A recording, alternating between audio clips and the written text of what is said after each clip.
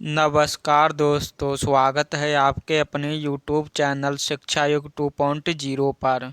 साथियों, आज की इस क्लास में आप सभी को भारतीय संविधान के टॉप 35 महत्वपूर्ण क्वेश्चंस कराएंगे जो आपके सभी एग्जाम के लिए बहुत ही महत्वपूर्ण हैं। इसलिए आप इन सभी क्वेश्चनों को देखकर जाएं और वीडियो के लास्ट में कमेंट बॉक्स में लिखकर बताएं कि आपने कितने क्वेश्चनों का सही उत्तर दिया है। अगर आप लोग पहले से ही संविधान पढ़ चुके हैं तो साथियों, इन्हीं बातों के साथ क्लास की शुरुआत करते हैं क्वेश्चन नंबर 1 से। क्वेश्चन नंबर 1 है, करा संविधान को पवित्र दस्तावेज किसने कहा था? दोस्तों, ये कहा था B.R. अम्बेडकर ने। Option number A. Question number 2 है, कर उपाधियों का उन्मूलन किस अनुच्छेद में है? साथियों, ये है अनुच्छेद 18 में। Option number B. अगर आपसे पूछा जाए कि जो छुआछूत का अंत है वो किस अनुच्छेद में है, तो आप लोग बताएंगे अनुच्छेद 17 में। आप लोग दोनों को एक साथ याद रखें क्योंकि दोनों ही क्वेश्चन एग्जाम में पूछे जाते हैं। क्वेश्चन नंबर 3 है, कर भारत में मतदाता की न्यूनतम आयु क्या रखी गई है? साथियों, ये रखी गई है 18 वर्ष। Option number A. Question number 4 है, कर भारतीय संविधान कितने भागों में विभाजित किया गया है? दोस्तों, ये किया गया है 22 भागों में। Option number A. अगर आप लोगों को वीडियो पसंद आए तो वीडियो को लाइक करें और अपने दोस्तों के साथ भी शेयर करें। क्वेश्चन नंबर 5 है, कर राष्ट्रपति पर महाभियोग का उल्लेख किस अनुच्छेद में है? दोस्तों, ये अनुच्छेद है अनुच्छेद 61। Option number B. Question number 6 है, कर भारतीय संविधान में कुल कितनी अनुसूचियां हैं? साथियों, वर्तमान में है 12, अब मूल संविधान में थी 8। आप लोग दोनों को एक साथ याद रखें क्योंकि दोनों से ही क्वेश्चन पूछा जाता है। क्वेश्चन नंबर 7 है, कर भारतीय संविधान सभा के अस्थायी अध्यक्ष कौन थे? दोस्तों, एक अस्थायी अध्यक्ष पूछे जाते हैं और एक पूछे जाते हैं स्थायी अध्यक्ष। तो आप लोग दोनों को एक साथ याद करते हुए चलें। जो अस्थायी अध्यक्ष थे वो थे डॉक्टर सच्चिदानंद सिन्हा। तो क्वेश्चन नंबर 7 का सही उत्तर हो जाएगा। और जो स्थायी अध्यक्ष थे वो थे doctor Rajendra Prasad. Question number 8 है, कर B.R. अम्बेडकर स्वतंत्र भारत के पहले मंत्री थे? आप हमें कमेंट बॉक्स में लिखकर बताएं, शिक्षा मंत्री, कानून मंत्री थे, गृह मंत्री थे या खाद्य मंत्री थे? तो दोस्तों, जो B.R. अम्बेडकर थे ये थे स्वतंत्र भारत के पहले मंत्री थे, कानून मंत्री। Option number B. Question number 9 है, कर कानून के समान सभी को एक प्रकार की समानता किस अनुच्छेद में है? इस क्वेश्चन पर आप स्टार लगा लें क्योंकि ये एग्जाम की दृष्टि से बहुत ही महत्वपूर्ण है, जिसका सही उत्तर हो जाएगा अनुच्छेद 14। Option number D. Question number 10 है, कर भारतीय संविधान सभा में महिला सदस्यों की कुल संख्या कितनी थी? दोस्तों, ये थी 15। Option number C. Question number 11 है, कर भारतीय संविधान कब लागू हुआ था? दोस्तों, जो हमारा भारतीय संविधान है वो हुआ था 26 जनवरी 1950 को। Option number D. Question number 12 है, कर समान सिविल संहिता किस अनुच्छेद में है? दोस्तों, ये क्वेश्चन जो दिल्ली पुलिस का एग्ज़ाम जो 2023 में हुआ है उसमें ये पूछा गया था, जिसका सही उत्तर हो जाएगा अनुच्छेद 44 में। Option number B. आप हमें कमेंट बॉक्स में लिखकर बताएं जो सिविल संहिता है वो किस राज्य में लागू हुआ है। ऑप्शन ए में गोवा, बी में उड़ीसा, सी में यूपी उत्तर प्रदेश और डी में यूके उत्तराखंड। क्वेश्चन नंबर 13 है, कह रहा भारत में संविधान दिवस कब आता है। साथियों, जो भारत में संविधान दिवस मनाया जाता है वो मनाया जाता है 26 नवंबर को। Option number C. Question number 14 है, कह रहा भारत के संविधान की प्रारूपी समिति के अध्यक्ष कौन थे। साथियों, जो प्रारूपी समिति के अध्यक्ष थे वो थे BR Ambedkar. Option number A. Question number 15 है, कह रहा भारतीय संविधान के अधिकार के स्रोत कौन है।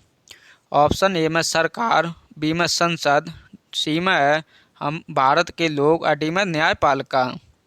तो दोस्तों, जो भारतीय संविधान में अधिकार के स्रोत हैं वो हैं भारत के लोग। Option number C.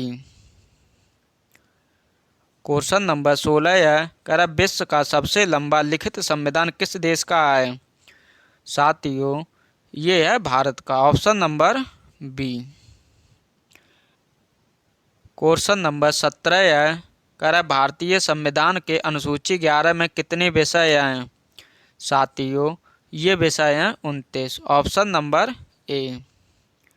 अगर आप लोग हमारे साथ पहली बार क्लास ले रहे हैं तो आप चैनल को सब्सक्राइब कर लें और उसी के साथ नोटिफिकेशन को अवश्य ऑन कर लें ताकि नए वीडियो का नोटिफिकेशन सबसे पहले आपके पास पहुंच सके और आप सबसे पहले वीडियो को देख सकें।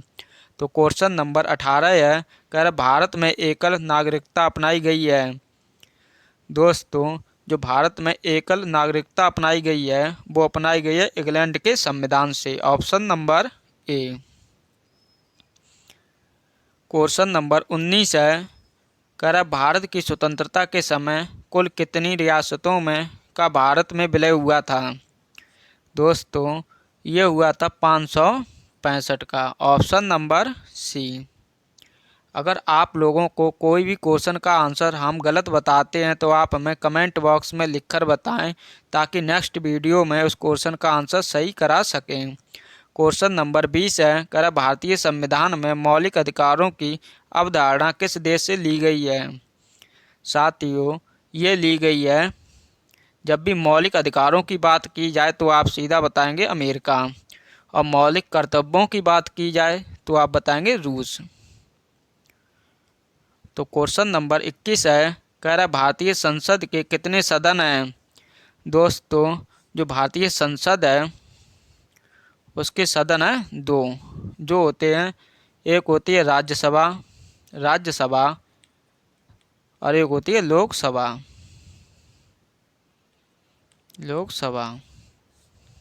जिसमें से जो राज्यसभा है वो एक स्थायी सदन और जो लोकसभा है वो एक अस्थायी सदन। क्वेश्चन नंबर 22 है, कह रहा संसद को भंग करने के लिए कौन सक्षम है। दोस्तों, ये है राष्ट्रपति। Option number A. Question number 23 है, कह रहा भारत के राष्ट्रपति को शपथ कौन दिलाता है।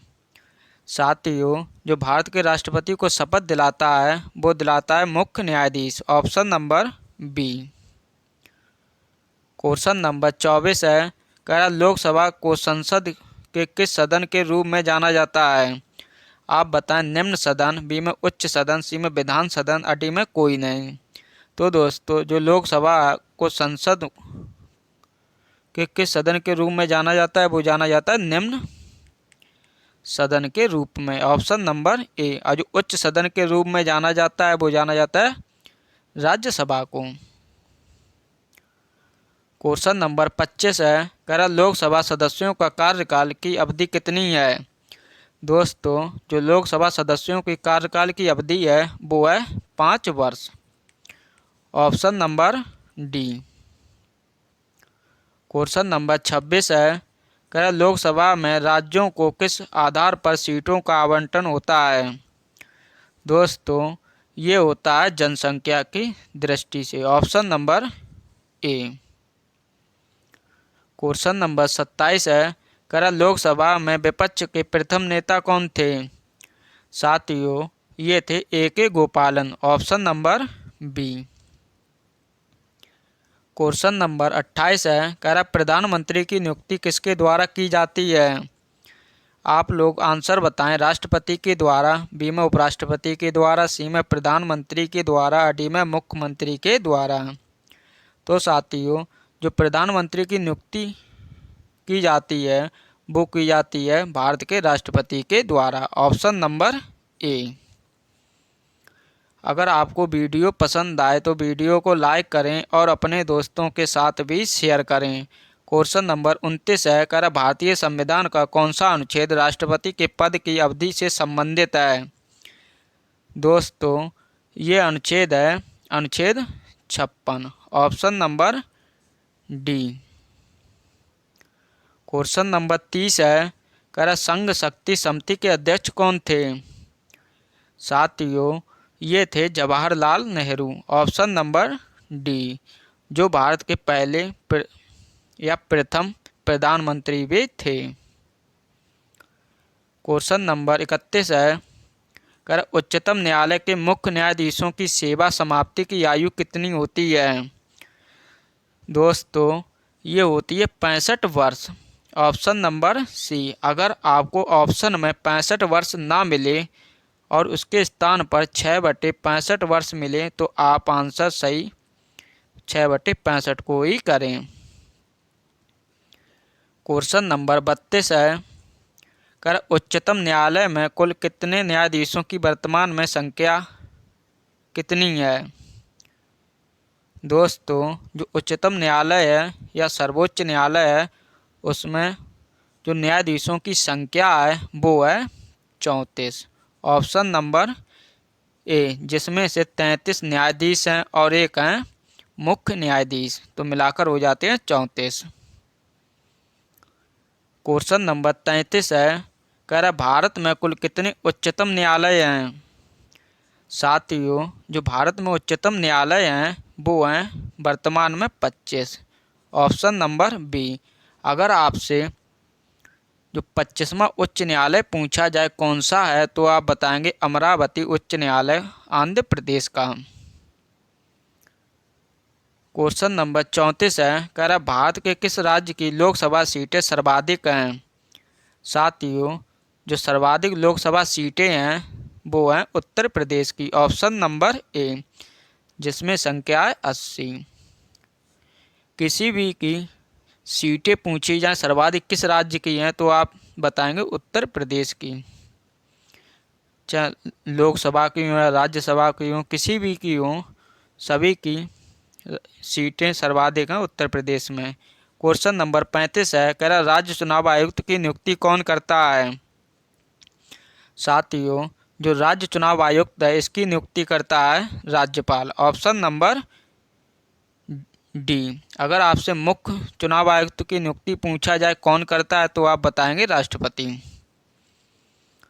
साथियों, आप लोगों को हमने भारतीय संविधान के टॉप 35 महत्वपूर्ण क्वेश्चंस करा दिए हैं। अब आप हमें कमेंट बॉक्स में लिखकर बताएं कि आप लोगों को वीडियो कैसा लगा है। अगर आपको वीडियो पसंद आए तो आप वीडियो को लाइक करें और अपने दोस्तों के साथ भी शेयर करें ताकि और बच्चों को भी लाभ हो सके। तो साथियों, इन्हीं बातों के साथ इस क्लास को यहीं समाप्त करते हैं। मिलते हैं आपको नेक्स्ट क्लास में। तब तक के लिए आप सभी को जय हिंद, जय भारत।